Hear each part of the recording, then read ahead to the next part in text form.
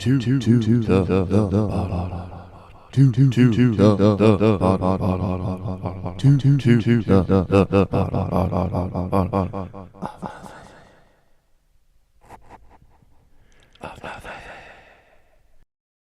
I was in boot camp, one of the things I remember the drill instructor saying quite often to people was, fix your face. And I was never really sure what that meant. But out here in the civilian world, if you want to do something to your face, you can see a MedSpa technician and get some Botox or filler. Today, to tell us more about that, is MedSpa technician and business owner, Christina Mojica. We love to travel. So we're a huge Disney family. Nice. We're one of those people. Have you been to Disneyland as well? Oh, yeah. Okay. So I did live in California for 5 years. Cool. Yeah, I lived in San Diego. So I spent lots of time in Disneyland. I was single and just having fun.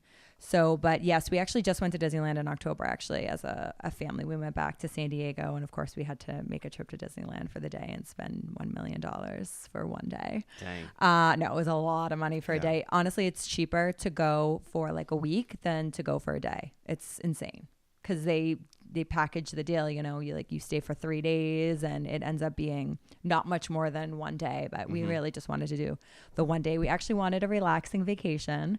So you don't feel any pressure, right? Yeah. So I said one day we'll do Disneyland. We did it the first day, the day after we got there, and then we spent the rest of the day like doing San Diego laid back, chill things. You know. Nice.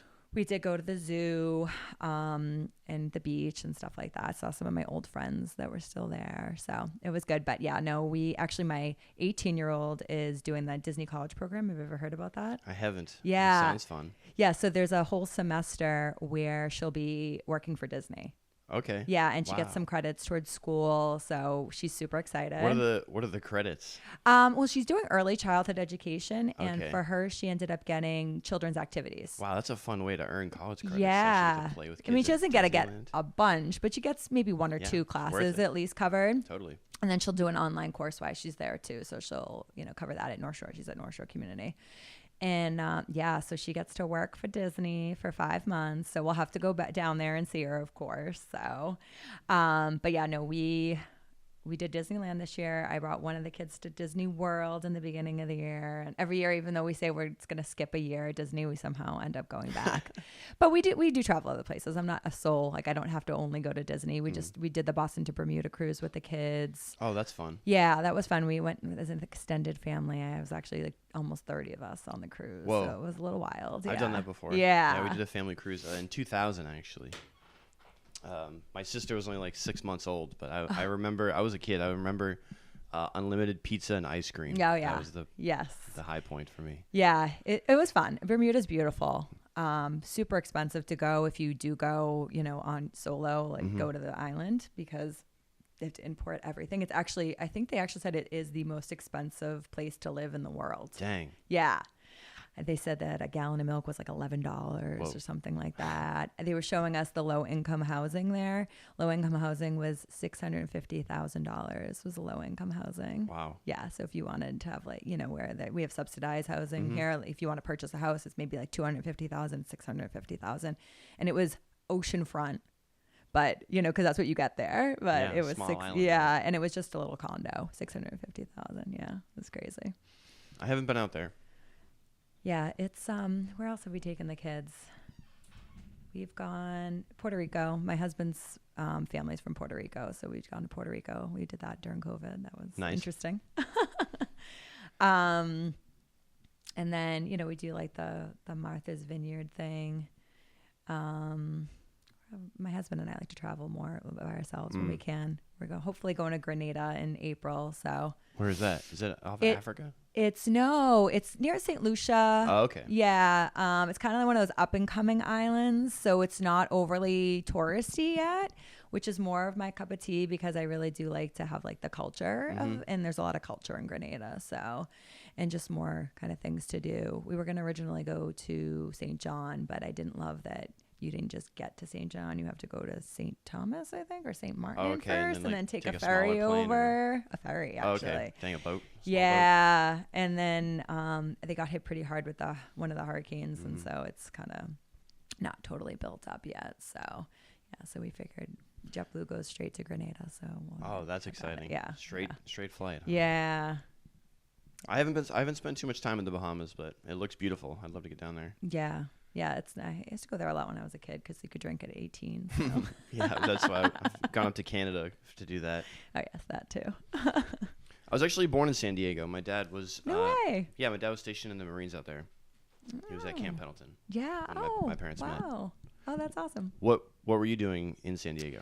So I graduated from Salem State, I guess Salem University now, but in 2005, and I had nowhere to be. So I said, let me go travel 3,000 miles away. And so I moved to San Diego, started working there at UCSD Medical Center, the one that's in Hillcrest.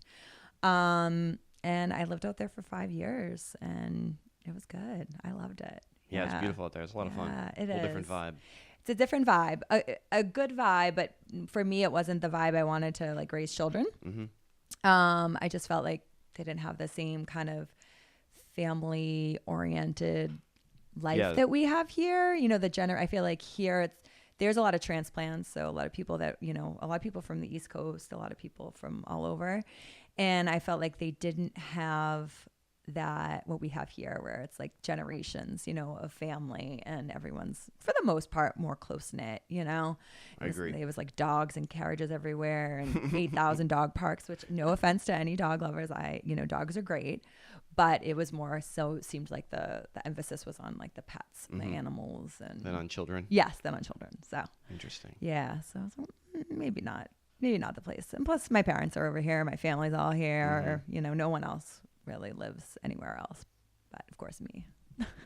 What did you major in at Salem State? So I majored in nursing.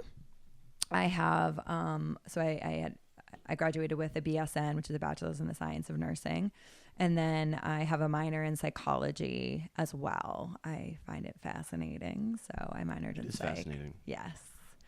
So, which you pretty much almost get a minor in psych anyways with nursing, because we have to take so much psych for that. So I think I only taken one extra class and got a minor in psych as well. But yeah, it was definitely something I in another life would probably be into. Do you feel that you kind of are that for some of your clients? Do you guys end up having like deep conversations? And Yeah, kind of for sure. For sure. I definitely feel like that. My whole career. I mean, will be my 20th year in nursing, and I feel like I'm honored to be one of those people that people just kind of open up to. It could be like just have met them and they want to tell me, their whole life story, which is amazing. And I'm a sharer too, so I'm happy to share back if they want to hear more things. But listen, I'm a good listener, and I think people know that, and they feel safe and comfortable, in my chair. Even though I'm doing procedures that might be a little scary, I try to make people truly as comfortable as possible, because I know I would want to be comfortable too, and I want to be comfortable when I have things done to me.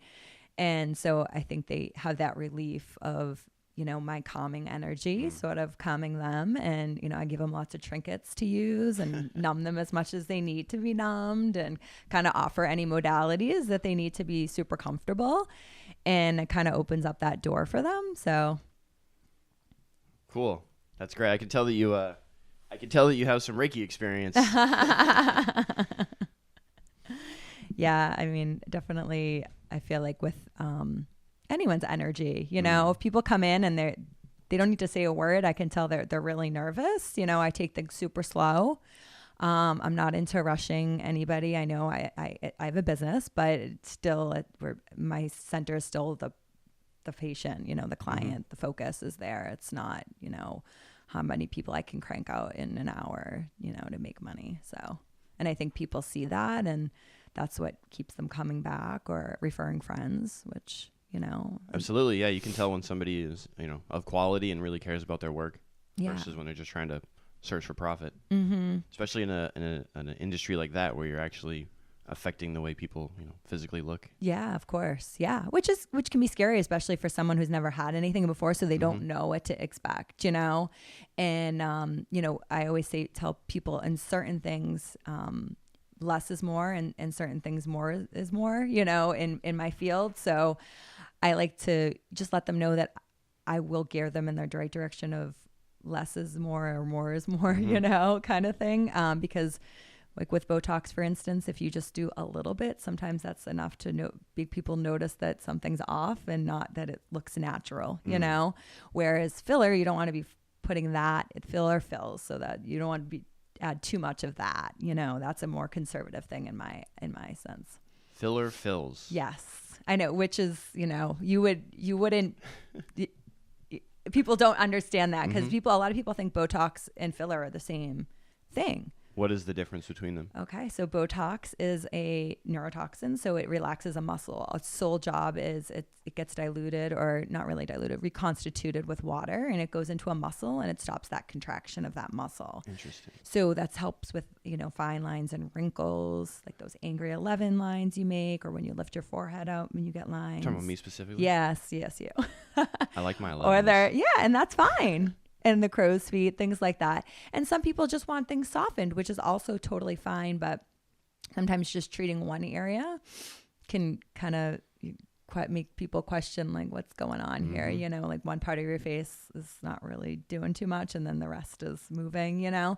So with Botox, a lot of times, you know, treating a whole area of a face is more beneficial and looks more natural than maybe, you know, treating just one area or less units, you know.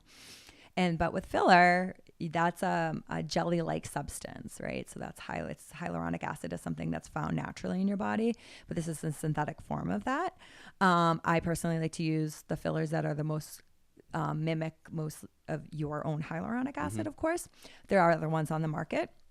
So that jelly-like substance would be put in a place where you want to augment or add back a volume that was lost, because as we age, we lose volume. And now with a lot of, you know, weight loss and things like that with medications that are out there now, the GLP-1s, the semaglutide, the tirzepatide, also known as Zepbound, Mounjaro, Ozempic, Wegovy, people are losing a lot of volume, and when you lose that in your face, that's a really hard volume to get back as we get older. Yeah, because your skin stays loose, right? Yeah, and anyone after the age really of like 35, once you lose weight, it's usually not coming back the same in your face after, even if you gain a little bit of weight. So would you suggest people stop losing weight after 35? Well, no, I definitely don't. There's a lot of things on the market now to really help if you do, you know, lose weight and you start to notice it in your face, and not necessarily going the filler route. There's a lot of biostimulants out there, and what biostimulants are medications that are implantables that will help your system kind of stimulate your own body's collagen response. So produce your own not fat, but volume back in your face. It's a really natural look. So it's not just going to be adding a bunch of jelly in your face all the time. And that breaks down over time. A bunch of jelly. Yeah, jelly. No, which filler is great to augment certain things, but not necessarily great when you have that global overall volume loss and that kind of skin laxity, which happens, like I said, with weight loss, with age. We're all losing collagen every day, every year. We're losing 1% from the time we're 20. What about eating collagen? If you like boiled it and ate it, was that? So, yeah, I mean, there's definitely... Right, it's in bones, right? Don't people do that? It's like a supplement. So bone broth has a lot of collagen in it.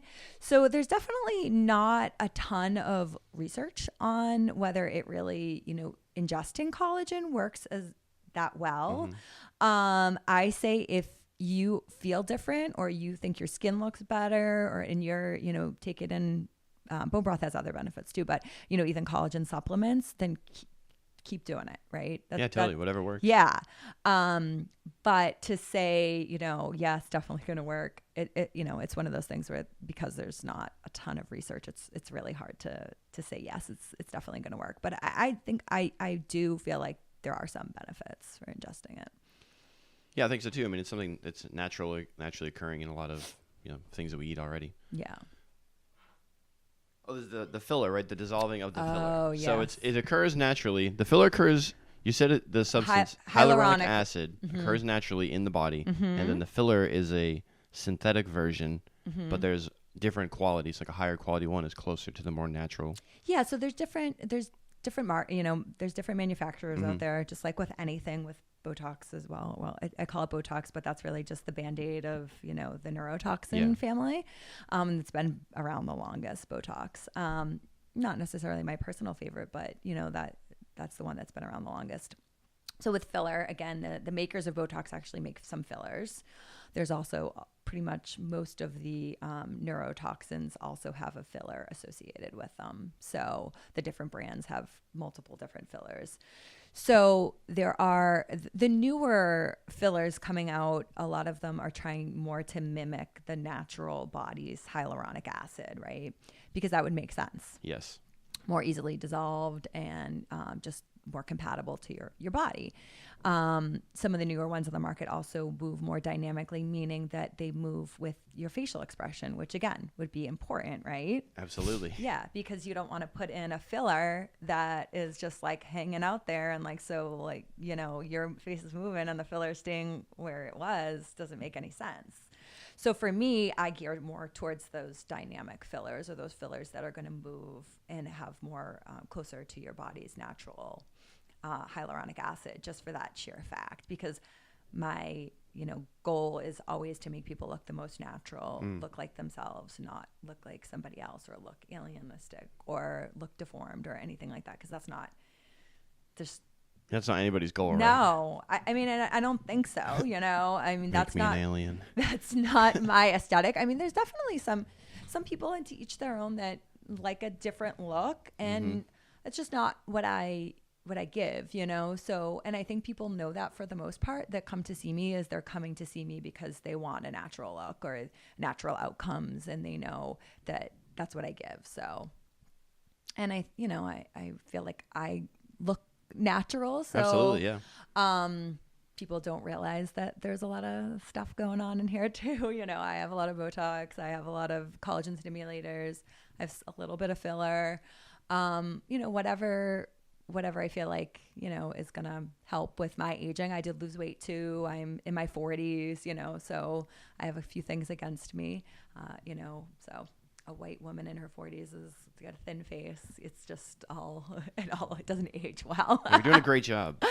Thank you. I appreciate it. And I'm also for the mindset of, if you don't want to do anything, I'm not, I don't think anybody needs anything. Like, you don't need me, right? Mm-hmm. No one needs to come see me. They want to come see me. Absolutely. They have a problem, or they want to just make themselves feel more refreshed or better, and that's what I'm here for. So I'm never one of those people like recruiting, like, oh, you have all these lines on your face, you should come see me. No, if I don't even tell people a lot of time what I do for work unless they absolutely ask me, because then I don't want anyone to feel any certain way or, think anything. I'm not trying to be like that. I mean, obviously it's good for business to say what I do, right? But at the same time, I don't want to. You're not trying to persuade anybody in the direction. No. If they're interested, I'm like, oh, open up and tell you the whole story, But I don't want to. I'm not trying to persuade anyone. I think everyone, whatever way you want to go is good for me. You want to fix some wrinkles? Come see me. You don't. You're beautiful, Filler has become super popular these days. Is it a new invention, or is it like been around for a while? And do you think it's like the prevalence of social media? I mean, I think that now that I think social media is part of it, people knowing and seeing a lot of the celebrities, what they're doing, and people talking about what they're doing and things like that, because filler's been around for quite some time. The original fillers, they put them in a lot of places maybe they shouldn't have, and the start of, like, where?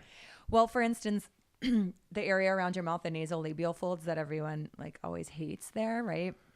If you keep filling that area here, you're gonna deform the front of your face, right?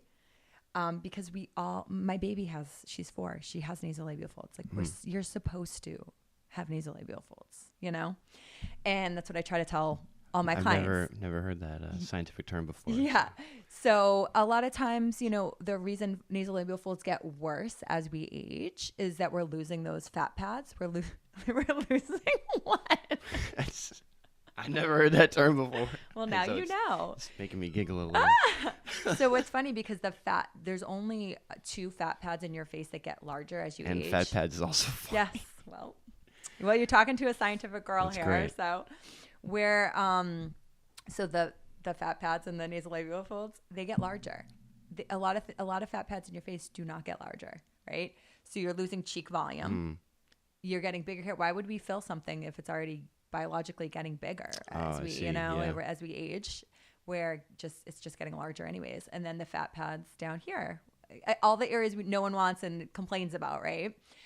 So they're going in and they're just filling this area because that's the complaint, right? I see. The complaint's just kind of experimenting. Yeah, like, oh, let's just put some more filler in there, and then you start to look honestly more like almost like a dog, like a monkey, like a dog. monkey. Oh yeah, I see what you're saying. Yeah, like a So when really the problem is volume loss or skin laxity, in the upper portion of your face that's kind of causing that. Do I never put, filler in nasolabial folds? It's not true.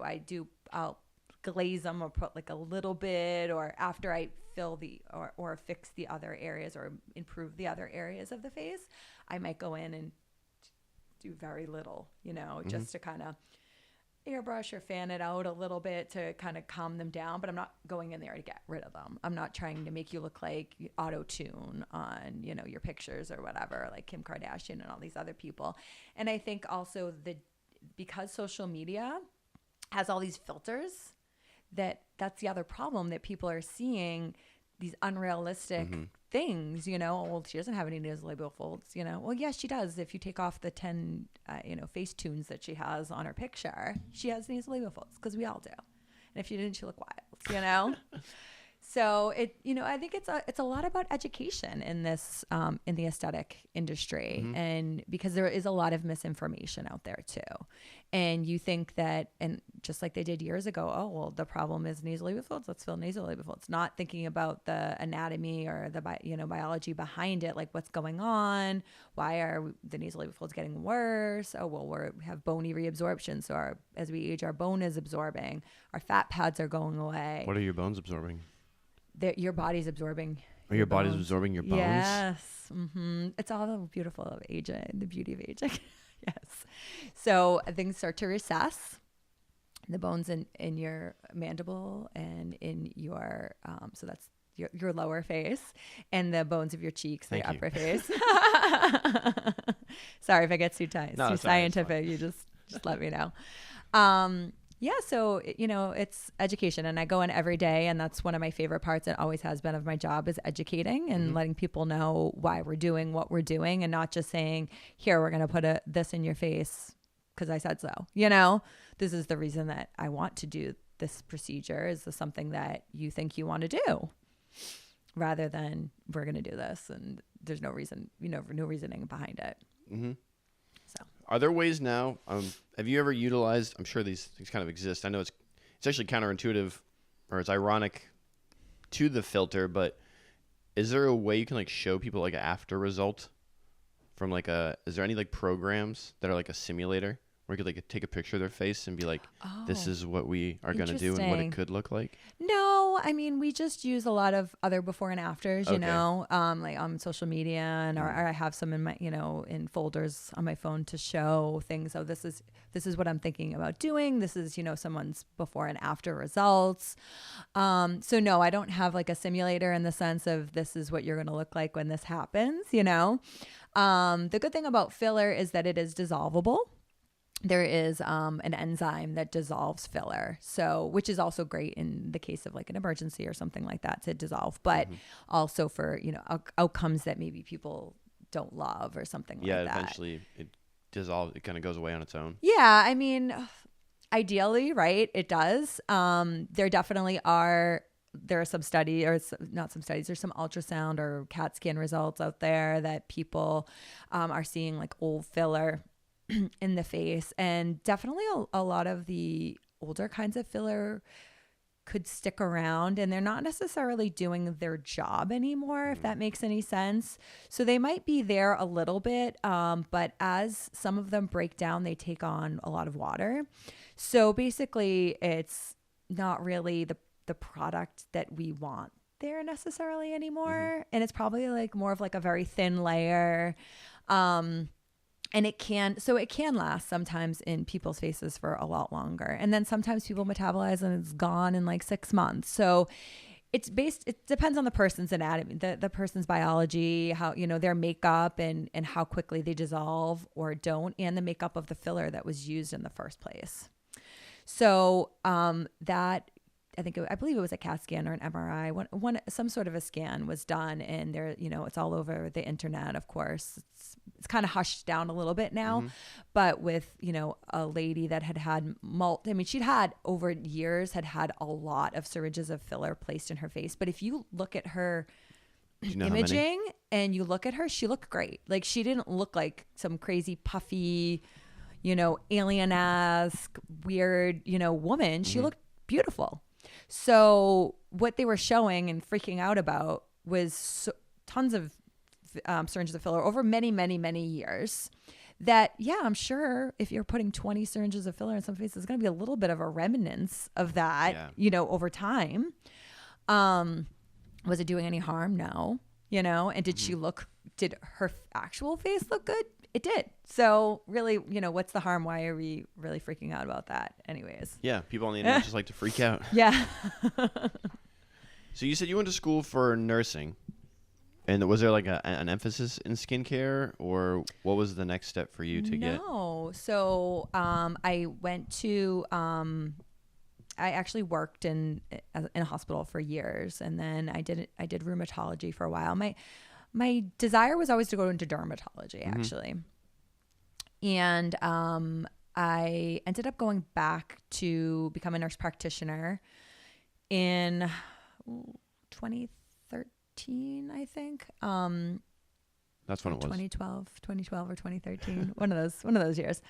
And then I was working full time still in rheumatology. And What is rheumatology? So rheumatology is like kind of deals with things like autoimmune conditions like lupus and rheumatoid arthritis, ankylosing spondylitis, things like that. Okay. It's quite a specialty. I actually really enjoyed working there too. But I was kind of staying in the specialties with my focus to try to go into dermatology eventually. And then I actually ended up becoming a primary care provider. I did many years of working like the underserved population, so I did that again. And my plan for a long time though was to go into cosmetic, medicine, to go into aesthetic medicine.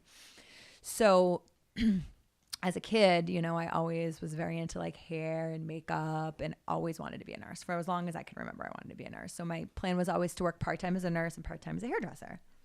Okay. Do hair and makeup and take care of people, So I always say like, I kind of do hair and makeup and take care of people now. So it was always, since I was a kid, that's what I wanted to do. And I'm super happy to kind of have found this. That's great. This here. But it's funny because not really funny, but in aesthetic medicine, there's no true like certification really. There is a CANS test that's sort of a certification, but you don't need it to practice, Does it stand for something? CANS? Yeah, it does. Certified Aesthetic nurse specialist, I think. Specialist. Yeah. I like acronyms. Yeah. A lot of times people in plastics kind of do that more so than specifically just like aesthetic medicine. So when you want to go into the field or become Botox certified, and I say that with quotes because there's no real certification. So I did go in, get all my courses, filler, neurotoxin, all that.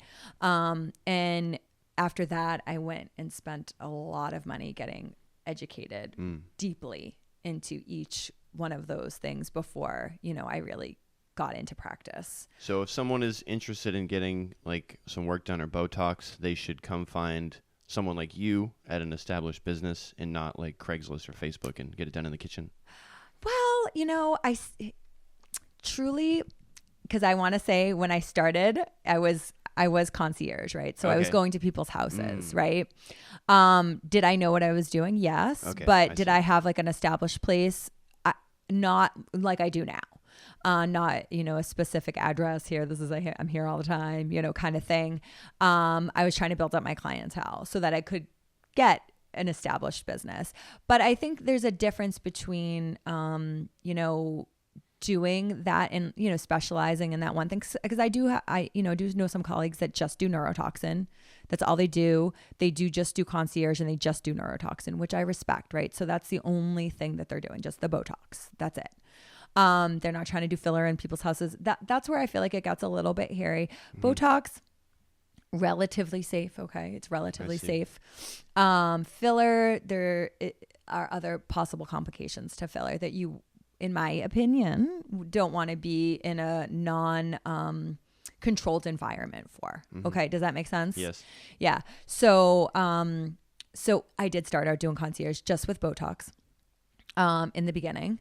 And then I became filler certified later, and I only did that in a controlled environment in my office. But you have to start somewhere, right? Yeah. Totally. Yeah. I was just trying to make a joke. No. I know. Sketchy. And I get it. Yeah. And there are still, and I say this, too, there are definitely sketchy people out there. Yeah. And I think it's really, that have a business too. Yeah. I think it's super, recently was in Easton, I believe, that there was an esthetician practicing doing Botox that was illegal from another country, and estheticians are not qualified to do Botox. In this state, you have to at least be a nurse to be able to do Botox. So I think, it's really super important. We have the Board of Registered Nursing. If you're seeing a nurse, all you have to do is go online and you can put their name in and you'll find out if they're actually, in fact, a nurse or a nurse practitioner.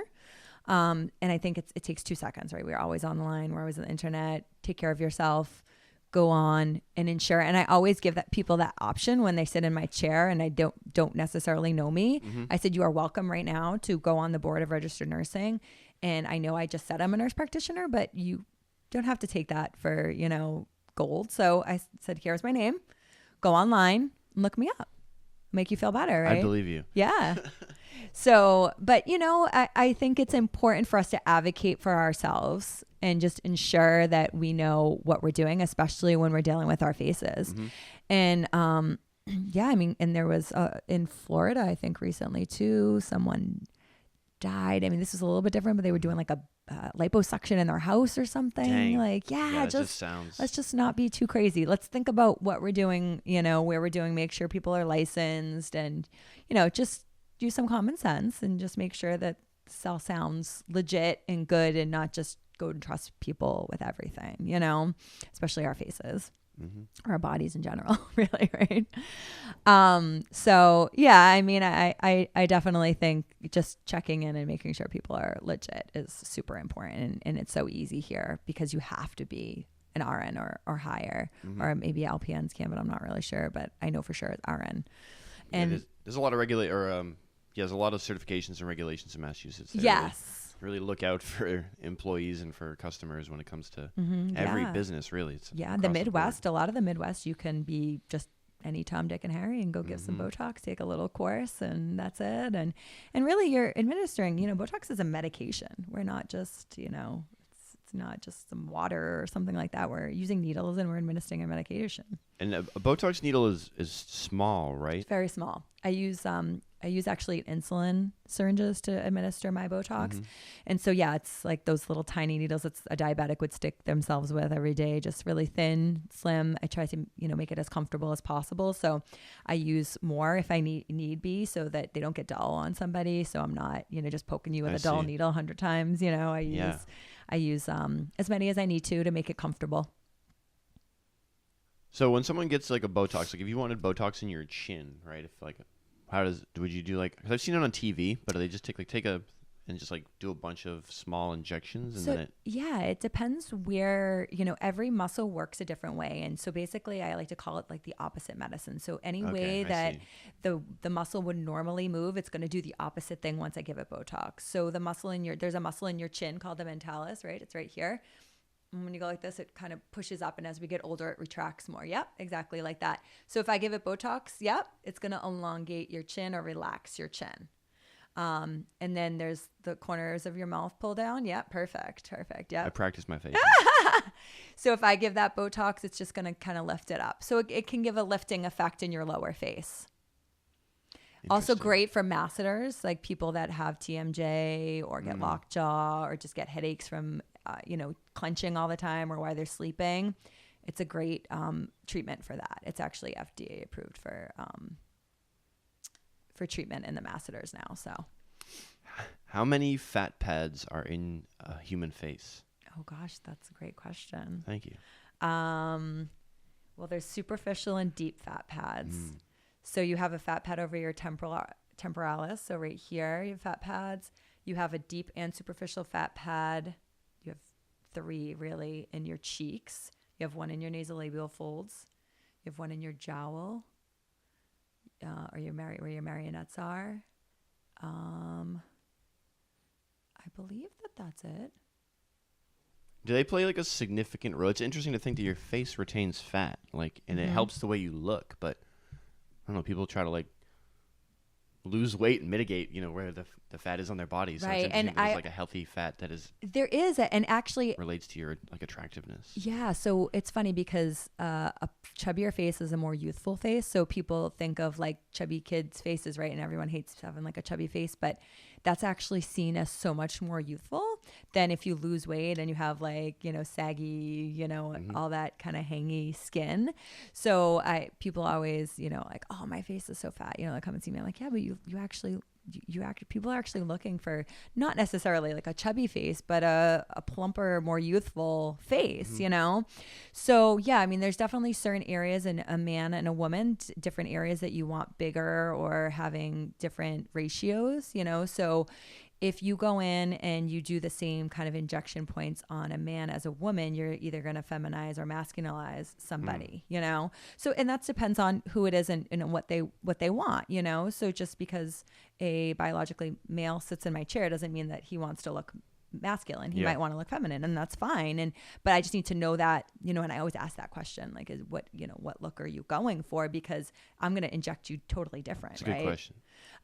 Yeah. So for the chin, for a woman's chin, you want more of a peak or a heart-shaped look, but a man's chin, you want a broad chin. So if I make a broad chin on a woman that wants to look feminine, she's going to hate me, right? Or if I make her jawline go out and it meets her cheeks, she's going to look masculine, So you just got to make sure you know what someone wants to achieve in your chair when they get there, because we can make you look all, not all different, but, make you look more masculine, more feminine. And I just make sure what is that look that you're going for here? Out of we'll say 100 clients, how many of them are men? Out of 100 clients, I'd say probably 10%. 10 clients are men. That's still a good number. Yeah. I mean, I definitely see a decent amount of male clients. Do you feel like that they try to keep it a secret? I think it's probably 50-50. Yeah. Yeah. Some of them. Secret Botox. Yeah. Secret Botox, secret literally everything I do. Yeah. Bro, I got to tell you something. Yeah. It's funny because a lot of them, they're super masculine, and they don't want anybody to know. And I'm like, well, I bet you your friends would probably, some of them would probably be like, well, maybe I want to do that too, Yeah. And yeah, it was funny because one of my clients, he came in, he was like, you never believe this. I said, what? He's like, someone just asked me if I got a facelift. And I was like, oh my gosh, my Botox must look really good. Did you get my business card? And I'm like, no. I just, I don't even know what he said. Not that he got Botox, but. And then he'll text me I need my facelift, And out of that 10%, how many of them came in on their own versus were dating somebody or somebody gave them a referral or a suggestion and made them seem more comfortable and. Yeah, I would say probably the majority actually came in on their own. Wow. Yeah. This is an interesting thing to me. It's just yeah. I'm interested in getting my face fixed. Or a referral from a friend, or something like that, but not, Yeah. So, yeah, I mean, I have a good friend that sees me, and he definitely likes to tell everybody. He's a good one. He's a real one. He'll tell everybody where he goes. That's great. Yeah, I can imagine that's really all it would take is just a couple of guys that have a good result and are confident enough to let people know about it. Yeah. But also, I think guys care way less or I don't know, maybe I'm wrong, but I feel like when you get older, especially as a man, I think guys care less about their face. I mean, we have to because we don't have makeup. We don't have a whole industry surrounding I feel like I think that some men do care more than they let on. And I mean, for instance, my husband, right? He would probably never gotten Botox if it wasn't like the field that I'm in, you know? He does definitely cares about himself. He likes to dress good and stuff like that. But I don't know. I just don't think that if I never went into this field, he would ever have decided that he was going to get Botox. But of course he was one of my guinea pigs in the beginning, right? And that's love. Yes. And he swears by it now, you know? He's like, no, and people always compliment on how good he looks, you know, or how, oh, you look like aging backwards. And he's like, I am. He says good genetics. Yeah, no, he always throws me out there. He knows better. But in the beginning, he was a little bit, you know, he wouldn't say in the beginning. But now, I mean, I do this for work and it's very out there, very on social media. So he kind of had to let the cat out of the bag about everything that's going on. But Botox cat. Yeah. But yeah, I mean, he loves it. He's super happy. You know, he's like, I just feel more confident, you know? Yeah, that's what it's all about. Yeah. And either way, if he wanted to do it or not, that's up to him. I'm not going to force him to do it, but he's usually the one telling me like, I think it's time for Botox, you know, because I'll forget. I'm like, I don't know the last time I injected. You're like, yeah, I can't know what day it is. You know, we've got 4 kids and I run a business. So I didn't remember the last time I injected you. So what inspired you on your journey to become a business owner and actually go into the route of starting this? You know what? Versus, I don't know. I probably never in a million years would have thought that I would be starting a business or have a business, to be honest with you. Thank you. It was really never like in the cards. I never had it. You know, I did want to be a hairdresser and makeup artist and, you know, a nurse, but I never thought. But my dad's been an entrepreneur my whole life. You know, he owned a couple of dealerships as a kid, and now he like has a business for claret sauce. Not that you know what that is. It's like a sweet wine sauce. It's an Italian thing. But anyways, so now he has another business. So I don't know. It just seemed like the right thing to do, which is really weird. And I just kind of said, you know what, I was working part-time, still as primary care. And I said, you know what, I'm just going to go full throttle. I'm going to go in this. I think I can do it. And I just been growing. So it's been great. And, I really love it. You know, and it's good for my kids to see too. Absolutely. You know, yeah. They're super proud of me, and yeah, it's an exciting thing. Yeah. And it can be hard, you know, cause I do work. Like, you know, that thing, like I stopped working for somebody, you know, 40 hours a week. Now I work myself 24/7, which can be true sometimes. So it is hard to kind of shut that off. It's more rewarding though. It really is. It really is. You feel a drive to complete something versus like a force. Exactly. Yeah. But definitely trying to 2025, you know, goals are just trying to kind of separate things a little bit, you know, where I can put down my phone and, give myself some time to just be with my family and not be so connected all the time. Yeah. Gotta recenter, set an intention, and cut tethers. Yes. That was really interesting with the woman at Reiki she was talking about. She was like, right now we're sharing energy. She's like, and if you just like ran out of this room, she's like, it wouldn't be resolved. She's like, she would still feel, it would be on your mind. So she's like, you need to like cut the energy cord of like the situation. So like that's an example of your work. You need to cut that cord, and then you can focus on the time with your kids in a mindful way. Yeah, I totally agree. Yeah, for sure. I mean, I did hire a social media manager who's amazing and keeps me like grounded. Nice. Yeah, that was my next question I want to ask you about that portion of it, the business side, the social media. Yeah. So social media, I mean, I've always really kind of loved doing it in a way, but I don't have the, you know, I'm an elder millennial. Like I'm good with technology, but not amazing with technology. And so it was taking me a lot longer than like, you know, my Gen Zer, you know, a social media manager. So where she can like take something I made or whatever and cut it in 5 seconds, where it would take me an hour. So it was just more of that, you know, using my time more wisely, you know? And so I did hand that off in September to someone's social media, but I still have a big part of it. You know, I have a big say of what's going to go out for the week and what, you know, we're going to make for like funny videos or informational videos and things like that. We really work well together. So that's super helpful. And I still, you know, post my own stories for the most part and things like that. So, but just trying to give up a little bit in some aspects. But I do like being out there, and it's good to have people see who I am before they come to see me. And I think a lot of times that's what gets people, oh, like, oh, she looks fun, you know, whatever. You know, I think absolutely. I think I'm pretty fun. And I think that's one of the most exciting things about America and social media. It's like when you start a business, you can now have this whole other, like you have a business, but then you also have the story behind it. And then you can create that into a compelling and entertaining thing on its own, and people will follow you like for that side of it. Right, like right. People that like have never even been to Massachusetts that are entertained by your business, right, and just follow your social media. Exactly. Yeah, that's pretty cool. Social media it's definitely a love-hate relationship for me, you know. Yes. Yeah. I love it. It's great to connect with people. It's great to have, you know, my name out there, people that maybe wouldn't have seen me or even thought I was a business in the area or something like that. But also it's that, you know, just that meta in general, like they get you to keep going back, you know, go back for more. It's like an addiction almost, you know? Yeah, it's real. So, that part, you know, can be bad. I'm like, oh, I don't need to be so connected with my social media manager, but yet somehow here I am looking at what's going on, you know? How long did you work in the industry before you started to go down the path of your own business, one of your own business? So I was in the industry for about 16, 17 years before I decided that, you know, I'm going to open my own business. So I was doing like, you know, the concierge stuff once I started the business.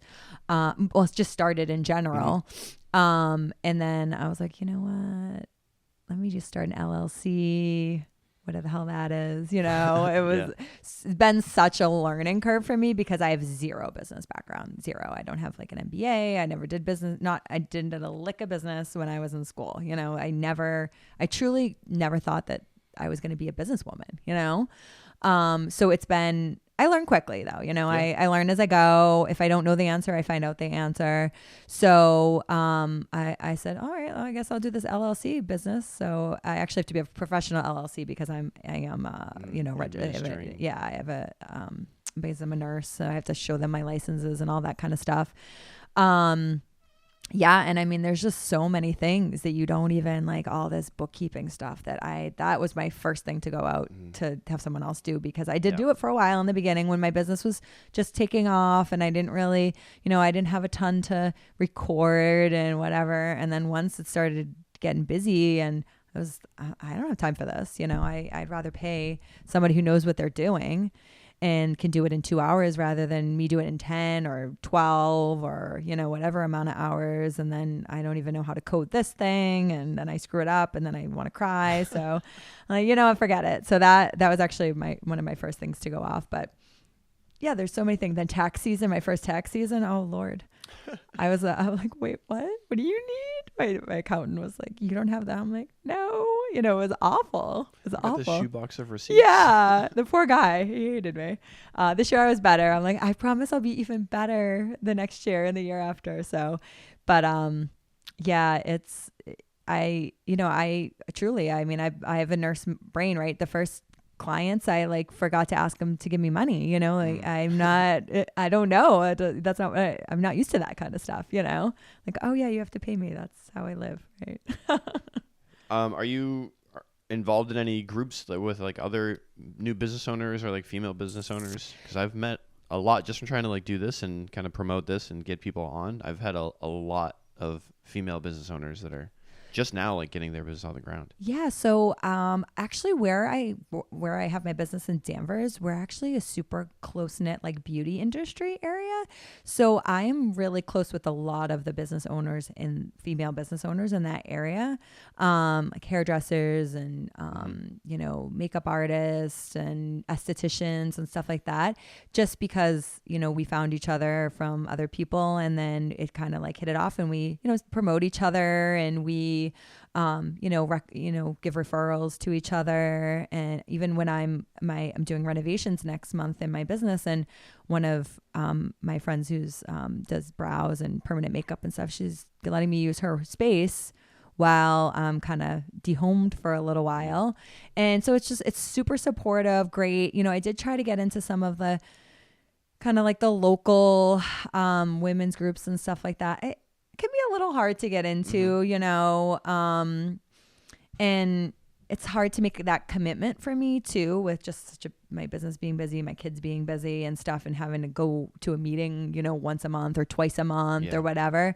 So, I was trying to decide if that's something I want to like kind of put my energy towards or not. And I do, but just not at the moment. I was thinking maybe going to like the Chamber of Commerce or whatever that is in the area, that might be a better thing. I think it's less demanding on time and stuff like that. I do love that, the women's groups, because I'm big on promoting women-owned businesses and things like that. But it just doesn't probably something that's going to work with my schedule at the moment. But I do work with a lot of other women just to, Yeah, it sounds like you found a good little crew. Yeah. And especially finding, like-minded people. So you're all in the beauty industry. So build off each other's experiences. Yeah. Yeah. No, it's great. And it's just good to be supportive, because some days you're just like, what the F? Like, I don't know what the hell I'm doing. Like, in just frustrations, it's nice to have someone I understand your frustration. Absolutely. Or, I need a number of like sharps person or whatever. Oh, here you go. Oh, I ran out of this. Like, do you have that or whatever, and it's just, yeah, of course. Yeah. Come over and grab it, kind of thing. And they would reciprocate that for you, so it's just nice to have that kind of community for sure. Yeah. That's what it's all about. Yeah. And that's what surprised me the most about this is like when I first was like, oh, I want to do a podcast. I was just kind of thinking like, well, who can I talk to? And then when I started trying to like, look for people, I got a really good positive response. And then now I've, been talking and networking and meeting people, and it's been really nice to help people grow as well. Like, so like it's we all get to benefit from the thing. So it's like providing entertainment, but then also showing these businesses and getting people to learn more about you, and then like what, learn about an industry and learn about the person that's actually going to be providing the service. Yeah, for sure. No, I'm super appreciative that I saw that post on the Beverly group. Yeah, I was just kind of like casting out to strangers, like, who wants to come do this? Yeah, it's so funny when I told my social media manager, I'm like, oh, I'm going to be in a podcast. She's like, oh, that's so you. I'm like, oh, I don't know. I've never done one before, but I'm feeling it. Yeah, no, it's really great. I love having the surrounding. I feel like Beverly, Danvers, like PBD, super supportive communities in general. So, and so many small businesses, especially in Danvers and Beverly. So I think that just like pushing that, and I try to push small business even in my getting gift cards and things like that, where someone will be like, oh, let's get a gift card to Starbucks. I'm like, no, let's go into like Atomic Cafe or, one of the other, what's brewing, or, something that's local to here, rather than giving like the big guys the money that they don't really need, in Absolutely. my opinion. Yeah, there's a lot of good support for the local business and industry around here. Yeah. And that's another thing. I just want to, be a part of that. Yeah, I really am very interested in business. And so it's inspiring and exciting to meet people and hear these stories. Because that's what America's all about. It's like the foundation of America is capitalism and creating an industry or business, and then helping yourself find a way, and then also to help and provide for others. So it's like, it's great. No, for sure. Yeah, no, I'm a huge fan. So happy I moved to Beverly. So yeah, I'm always, like, where can we go eat, or where can we go get a coffee, or, everything's so good too. It's not that commercial Dunkin' Donuts. Like, they just heated it up in a microwave, and it's been to like 10 different states probably before I got to you, kind of thing. Have you ever do you have any instances of like crazy clients, or like any bad situations you've had to deal with? Bad's probably the wrong word, but like, I guess like crazy client. I mean, I don't like to say crazy client. Okay, yeah, crazy probably the wrong word. Do you have any instances where you've had to deal with a disgruntled client, or they haven't been happy with the service, or they've regretted what their experience, and you've had to try and... You know what?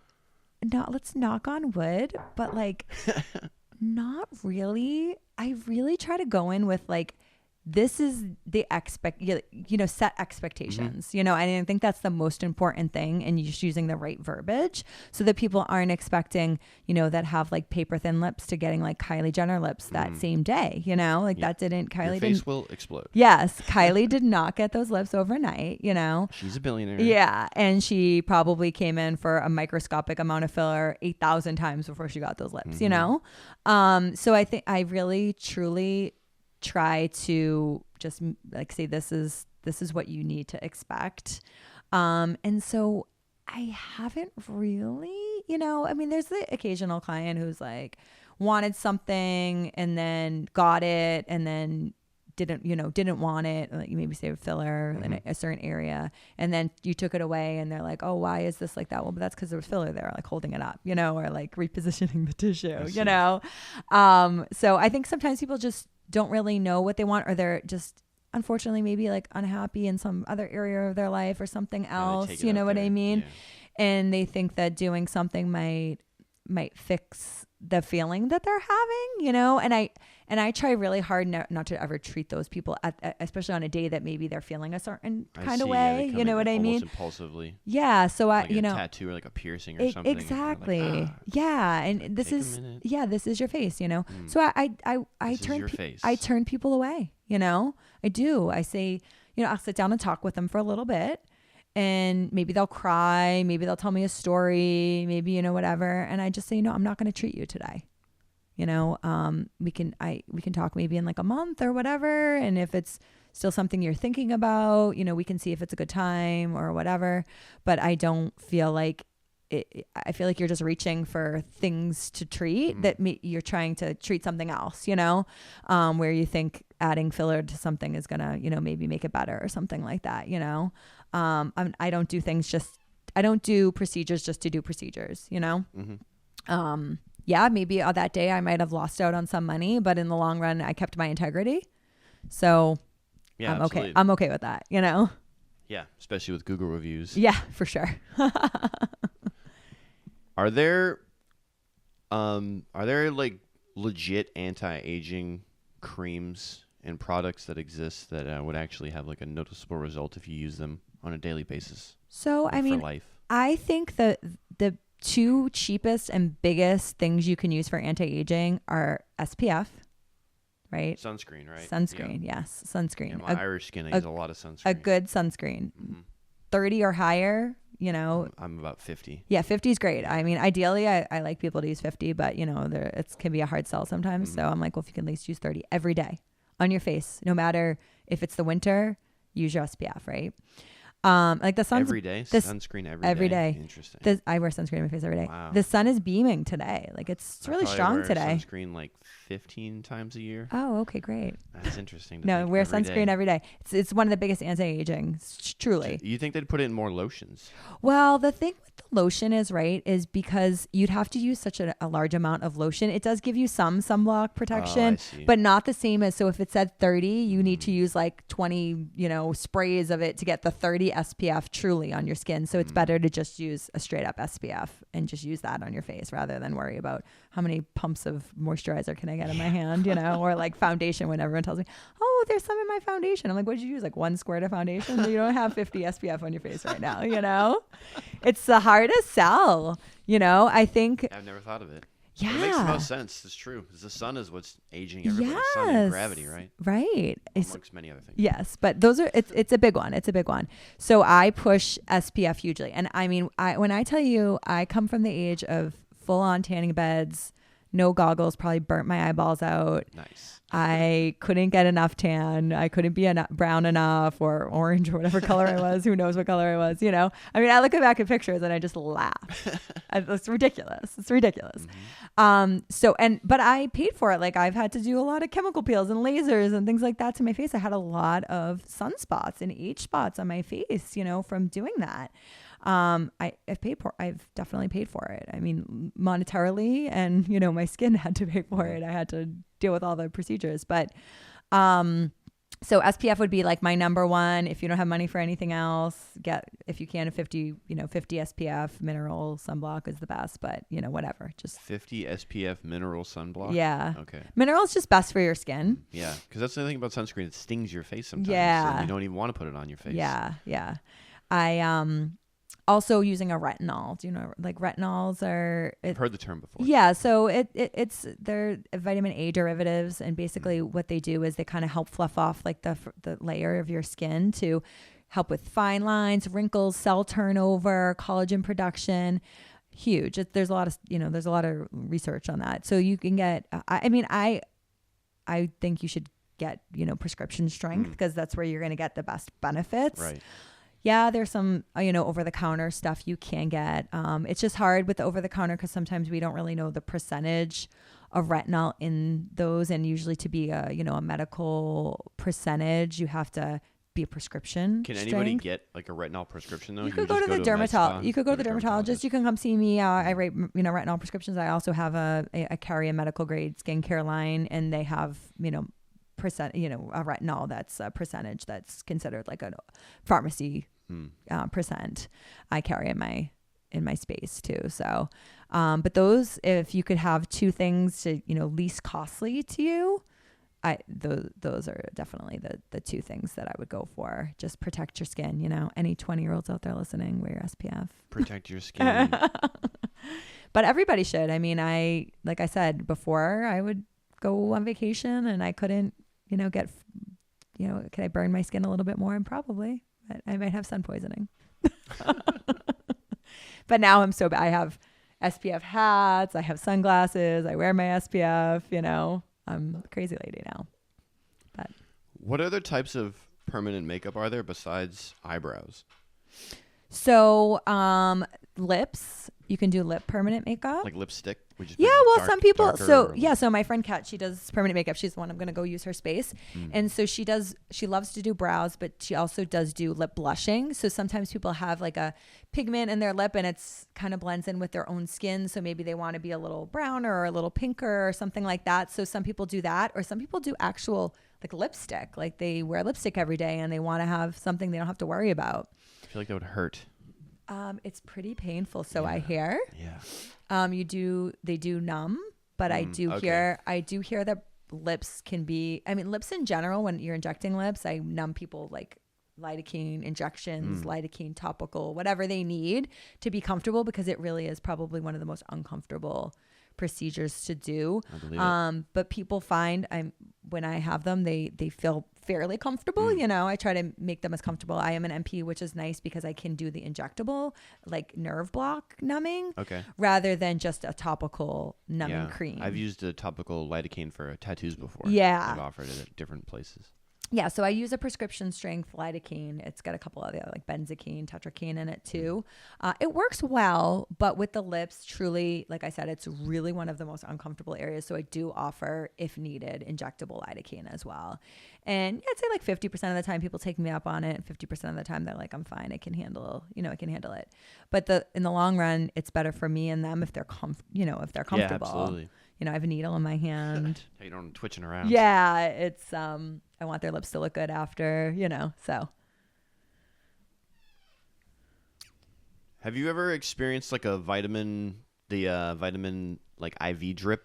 Or is that a service that you're familiar with or think of? Yeah, it's a service I'm familiar with. So actually, when I reopen into my big space in February, I'm actually thinking about doing like a little bit of an IV bar. Yeah. I loved starting IVs. Crazy lady. That was my favorite thing to do when I worked inpatient. I love it all. And it's something I like. So I think I'm going to start doing, the plan is to do maybe Sunday IV bars at my space, just solely for IVs, lounge, relax, that kind of vibe. So yeah, it's a great way to get in your vitamins. If you're going on a vacation and you want an immunity boost, or you're hungover and you need some electrolytes. There's some great anti-aging ones out there too. Just like, you're going to do a marathon or something like that. You want to kind of prep that way, or you did a marathon and you want to rehydrate or something like that. So yeah, I think they're great. There was recently, the big factory that makes the IV bags was in that hurricane in, was it North Carolina? Oh yeah. The Baxter plant was actually taken down. So I know that IV bags currently are a little bit behind in manufacturing. So I'm also like reluctant to start that until it's, obviously they're readily available like they were before. I don't want to be taking IV bags from someone who needs a surgery, something like that. But so as soon as that kind of comes down and the whole thing, that's my plan to start that up. So I do think it's great. I do offer IM or intermuscular injections of like vitamin B12. Oh, cool. I do lipotropics, which are amino acids, which kind of help metabolize fat in your liver and just overall health, can help with metabolism. And then I also offer a Triimmune boost, which has like ascorbic acid, so vitamin C. It's got zinc, glutathione in it, all things to help support your immune system. So I do a lot of that, especially this time of year. People are really like feeling blah. They want to be 12. They're feeling like they just saw their grandkids or their nieces and nephews and they're all sick. Give me some vitamin C and zinc, Do you find that people some people are more comfortable with injections because you like a lot of these things you can take like a vitamin B12 supplement, right? But you're not going to get the same results as you would from an intermuscular injection. Right. But I feel like an injection, just the idea of it would turn a lot of people away. Yeah. I mean, I think for the most part, people, it's like super quick. Actually, it's funny because some of my clients that get vitamin injections are the ones that are really bad with like facial needles and stuff, like bad. And like drawing blood and things like that. But for some reason I can stick them with like a vitamin injection, especially B12, which is minimally like just like sometimes they're like, oh, you did that? You already did it? It's already done? Yeah, it's already done. I have to say the Triimmune, because it has ascorbic acid in it. It's the acid. It can be a little stingy. So people don't love the feeling, but they like to have their immune boost. So, so that one can always be a little bit like, but the B12, I mean, I do those and people a lot of times, they're like, oh, you already did it or you're all done. So not so much. I don't know. It'll be interesting to see with the IV because you have to start an IV, right? To give the IV infusions. And I don't know how people are going to be like that about that because I draw a lot of blood for PRP, which is the platelet rich plasma, which I take your blood and spin it in a centrifuge and then get that platelets, which is all your growth factors and stuff in it. And a lot of times people don't love that. So it's very similar in a sense to starting an IV. What is that process of taking out the platelets? Yeah. So what I do is I draw just like drawing your blood, like you're gonna go get your complete blood cell count, your CBC or whatever drawn for your doctor wanted you to check it out. So I go in your vein, I get out your blood, I put it in a centrifuge, so it's like a spinning apparatus that I have that spins the blood really fast, like a washing machine for blood, sort of. Spins it the opposite way though, like that way, and like turns out and spins like that. But yeah, so it separates the blood, like the plasma from the platelet, the platelets plasma is together and then the red blood cells are separate. So it's this yellow, we call it liquid gold, and that has all like your growth factors in it. So we take that and it can be injected into like a lot of different places underneath. It's great for underneath the eyes, can help with like the dark circles under your eyes or really crepey skin under your eyes. I also use it for hair restoration. Can kind of be used like anywhere, really. Wow. So it's kind of like stem cell? Is that the word?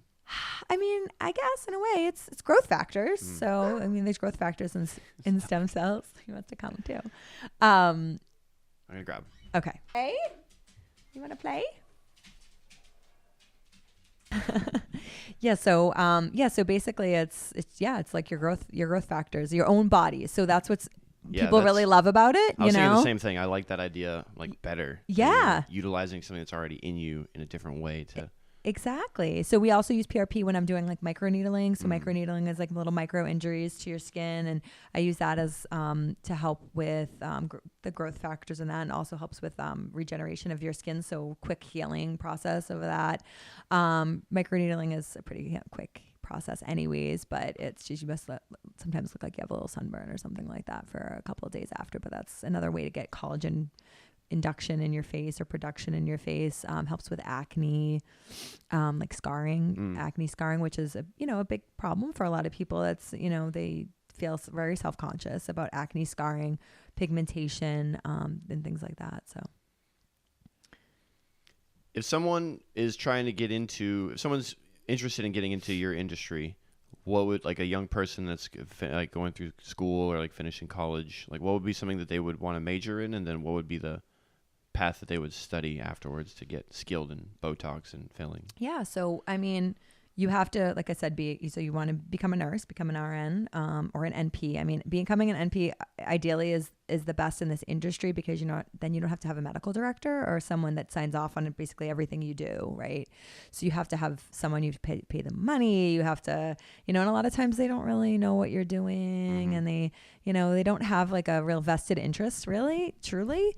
So really just paying someone money so that you can work, but when you're your own medical director, you can kind of call the shots, you can do, off-label, quote unquote, still okay to do for a lot of things, but we do a lot of off-label things with our products, because to get an FDA approval for something costs so much money for a lot of these companies. So it takes them years and years and years and years and years when we're already using them for those reasons. Do you know what I mean? So definitely go and become a nurse, an RN, maybe become an NP. You can also be a physician assistant, but again, you need to have a medical director or an MD or whatever you want to. But then after that, you need to take some courses to become quote unquote certified, but it will teach you the basics. You want to learn the basics about what it is, because when we're in school, we don't get that kind of stuff. Mm-hmm. So nurses don't learn about, they didn't when I was in school as an NP or as an RN. I didn't learn about any of this stuff about Botox or, aesthetic medicine or anything. You learn about the basics. You learn about pediatrics, maternity, med-surg, geriatric, psych. You learn all those components, but this is not really ever something that I know that's been covered in school. So it's really a lot of being self-driven. And that's really what you need to, I think, be successful in this field, is just going out and wanting to learn and learning and finding out ways to find information. I mean, that's what I did. I took these certification courses. They offer them around this area. There's quite a few different places to go. I have a lot of people reach out to me, ask me, which ones and stuff that are available. And then I do some mentorship, shadow days at my clinic as well. That's awesome. Yeah. People reach out and they, want to shadow me. I do it for like a very nominal fee, because I need to, right. Yeah. Make your time. Yeah. Yeah. But I'm not trying to like rip somebody off, but I want to give them an opportunity to learn and have some time to teach them. So I might keep my appointments a little longer or whatever, so I can kind of talk about through what I'm doing. So yeah, I mean, I know there are some other people that offer that, but it's definitely one of those things where it's really a self-driven field. Unfortunately, there's not a ton of support out there. I think within injectors, we try to support each other for the most part. I mean, there's, like with anything, there's always going to be some people that aren't there, but for the most part, I think it's, fairly supportive. It can be a hard industry to be in, for sure. And I just think you truly, if you want it, you have to just go after it and search. I traveled, I flew, I went to all different places to get myself educated still now. I mean, I spend tons of money a year, go doing courses and conferences and hands-on and all kinds of stuff. And I just keep doing it, and so it's an expensive industry to get into right away, because you do have to pocket out so much money for your education, because that 1 or 2 courses that you took, beginner courses, are not where it ends, unfortunately. It sounds like a good barrier for entry, though. If you have to spend a lot of money and you have to be self-driven to be a high-quality business in that industry. Well, but I think, obviously there are some people that aren't going to do that. But you're going to be able to tell which ones rise to the top and where there is good quality, where it's safe and has, I think so. I think so. And yeah, I mean, it's hard because there's a lot of places that don't also want to train new injectors. And so I think that, there's a lot of places looking for injectors, but they want experienced injectors, right? That's how it always is. But sometimes just training somebody from the beginning, you can train them your ways and, whatever you think. But I do think, really just going in and trying to learn as much as you can, just like you would with any other industry. When I went into Rheumatology. I didn't know anything about rheumatology. I had to learn about rheumatology. I mean, it wasn't really covered, and it's one of those fields that's kind of very specialized, you know. So I just had to learn everything about what I did, and that's how I've always been. And I'm like a lifelong learner anyway. So for me, it's fun and I like it, and I like to keep learning the new stuff and just kind of being up on things. But yeah, I do think that it's definitely one of those things where being self-driven is super important, and that's where you'll succeed for sure. Hell yeah. Well, Christina, this has been a lot of fun. Can you please, what's the name of your business? My where they'll find you? Lush Aesthetics Med Spa in Danvers. Excellent. All right. Thank you very much. All right. Thank you. All right. Have a nice day. You too.